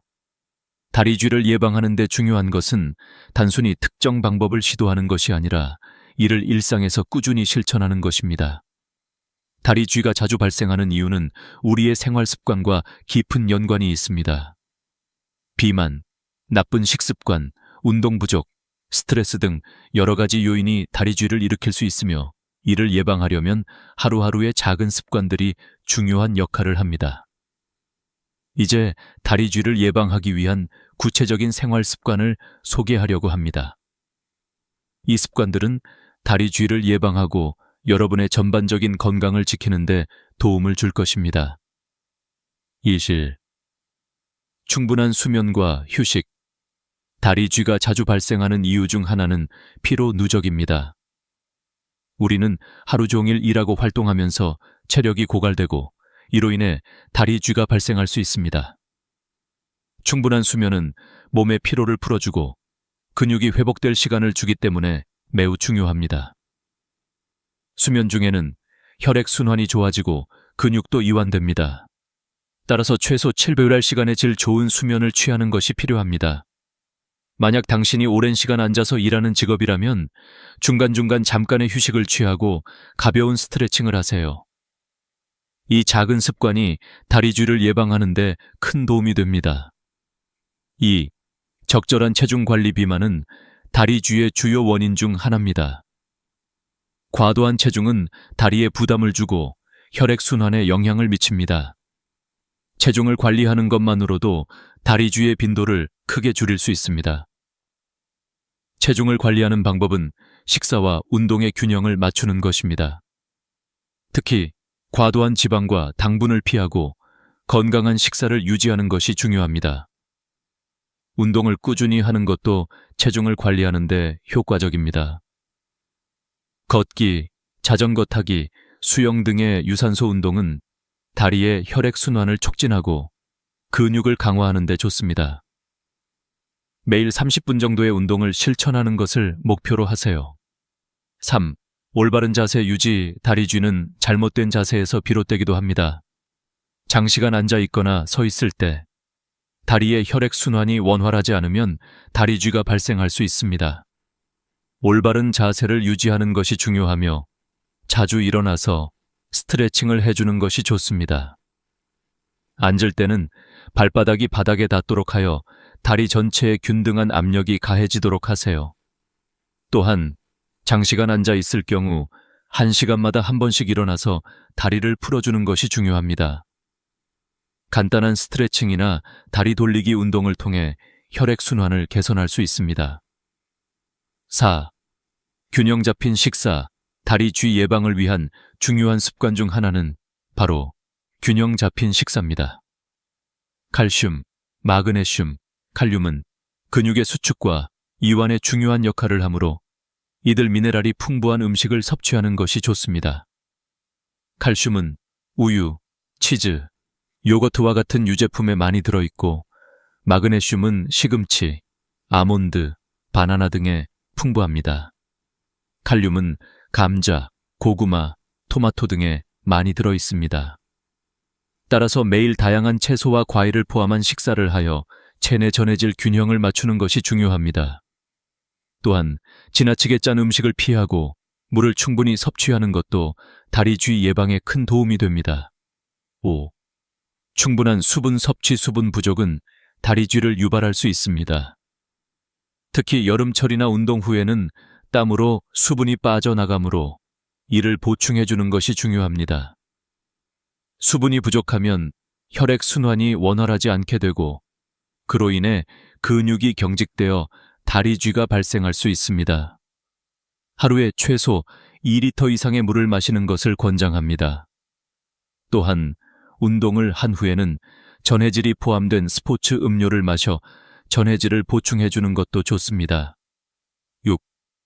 스트레스 관리. 스트레스는 신체에 여러 가지 영향을 미치며 그중 하나가 다리 쥐를 유발하는 것입니다. 스트레스를 받으면 신경계에 영향을 미쳐 근육이 긴장하고 그로 인해 다리 쥐가 발생할 수 있습니다. 스트레스를 관리하는 방법은 개인에 따라 다를 수 있지만 명상, 요가, 깊은 호흡 운동 등으로 마음을 안정시키는 것이 좋습니다. 규칙적인 운동은 스트레스를 해소하는 데 매우 효과적입니다. 운동을 하면 몸에서 자연스럽게 엔돌핀이 분비되어 기분이 좋아지고 스트레스가 해소됩니다. 따라서 스트레스가 쌓이지 않도록 자주 운동을 하고 마음의 여유를 찾는 것이 중요합니다. 결론. 꾸준한 습관이 건강을 지킨다. 오늘 소개한 습관들은 다리 쥐를 예방하고 해결하는 데 중요한 역할을 합니다. 하지만 무엇보다 중요한 것은 꾸준히 실천하는 것입니다. 하루아침에 모든 습관을 바꾸는 것은 어렵겠지만 작은 변화부터 시작해보세요. 다리쥐가 자주 발생한다면 이러한 습관들을 하나씩 실천해 나가며 개선할 수 있습니다. 꾸준한 수면, 운동, 건강한 식습관, 스트레스 관리 등의 생활 습관은 다리쥐뿐만 아니라 전반적인 건강을 지키는 데 중요한 역할을 합니다. 건강한 몸을 유지하는 가장 좋은 방법은 바로 일상에서의 작은 습관 변화입니다. 여러분도 이 습관들을 꾸준히 실천하여 건강한 삶을 유지하시기 바랍니다. 다리쥐가 더 이상 고통스러운 문제가 아닌 예방하고 해결할 수 있는 문제로 바뀌기를 바랍니다. 여러분의 건강을 위한 첫걸음은 바로 지금부터 시작입니다. 이 영상을 통해 다리쥐를 예방하고 해결할 수 있는 방법을 배웠다면 여러분은 더 나은 건강을 위해 큰 발걸음을 내디딘 것입니다. 이제 다리쥐를 예방하는 또 다른 중요한 방법을 소개하고자 합니다. 바로 자연에서 얻을 수 있는 재료로 만든 다리쥐 예방차입니다.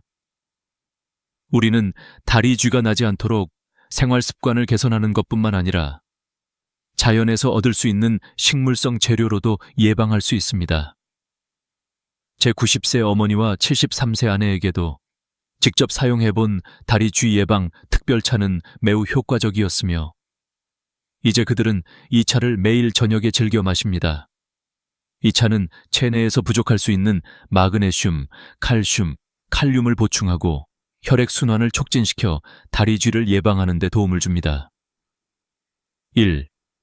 다리쥐 예방 특별차의 재료. 다리쥐 예방차를 만들기 위해서는 간단한 재료들만 필요합니다. 이 차는 집에서도 쉽게 만들 수 있으며 매일 한 잔씩 마시면 효과를 볼 수 있습니다.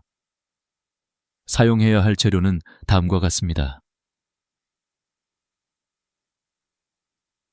생감자.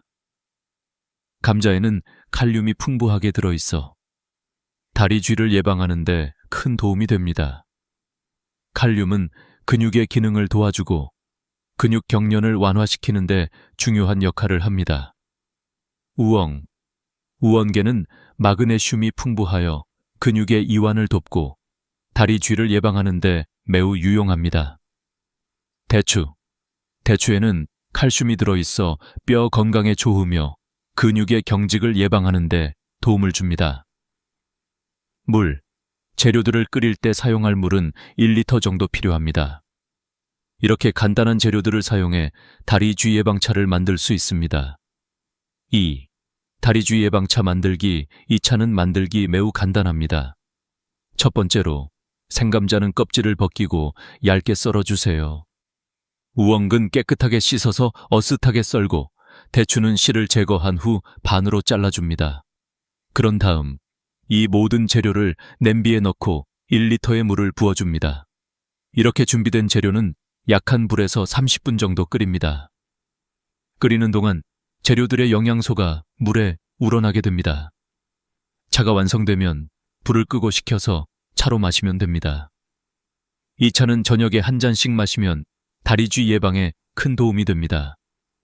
또한 이 차는 다리쥐뿐만 아니라 전반적인 건강에도 좋습니다. 3.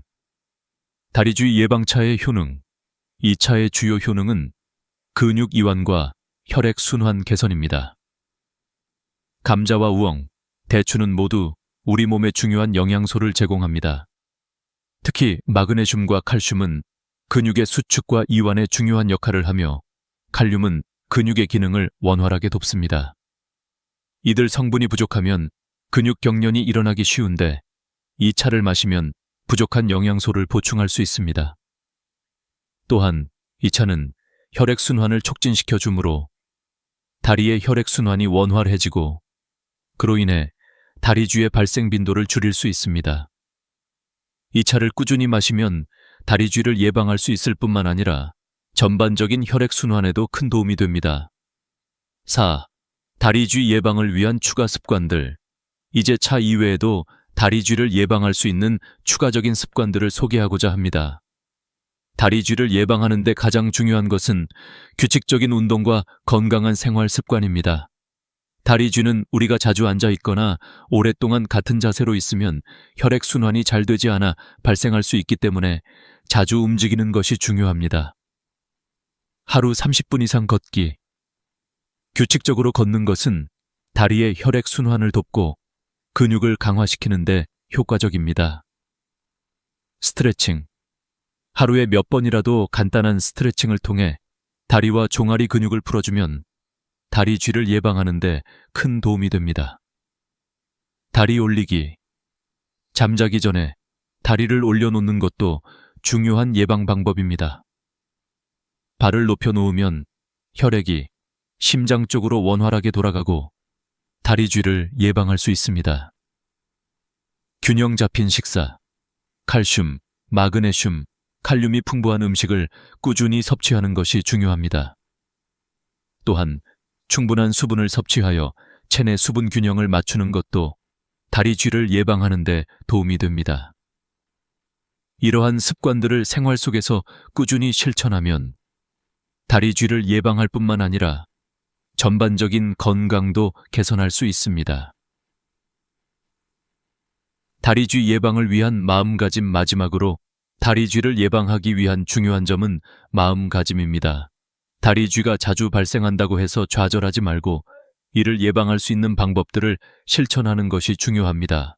작은 습관의 변화가 결국 큰 결과를 만들어냅니다.